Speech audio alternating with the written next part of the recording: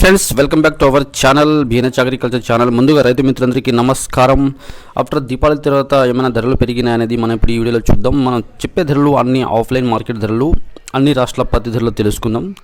So తెలుసుకునే ముందు అయితే ఛానల్ని సబ్స్క్రైబ్ చేసుకోండి అండ్ పక్కన బెల్ ఐకాన్ ప్రెస్ చేయండి. వీడియో మాత్రం లైక్ చేయండి, షేర్ చేయండి, సపోర్ట్ చేయండి. Thank you.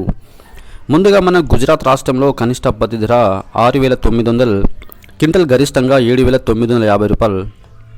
హర్యానా రాష్ట్రంలో కనిష్ట పత్తి ధర 7,000, గరిష్టంగా 7,350 రూపాయలు.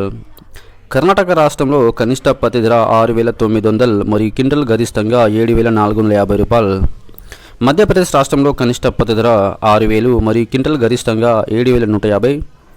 పంజాబ్ రాష్ట్రంలో కనిష్ట పత్తి ధర 7,100 మరియు క్వింటల్ గరిష్టంగా 7,200.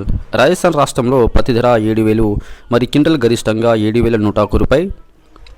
తమిళనాడు రాష్ట్రంలో కనిష్ట పత్తి ధర 6,000 మరియు క్వింటల్ గరిష్టంగా 7,225 రూపాయలు.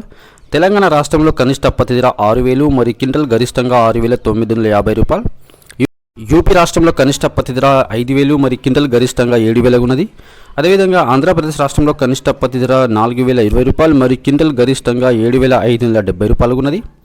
సో మేము చెప్పే పత్తి ధరలు అన్ని ఆఫ్లైన్ మార్కెట్ పత్తి ధరలు రైతులలో గమనించుకోవాలి. సో తెలంగాణ మరియు ఆంధ్రప్రదేశ్ రాష్ట్రంలో అయితే దీపావళి తర్వాత అయితే పత్తి కొనుగోలు సీసీఐ చేసే అవకాశాలు ఉన్నాయి.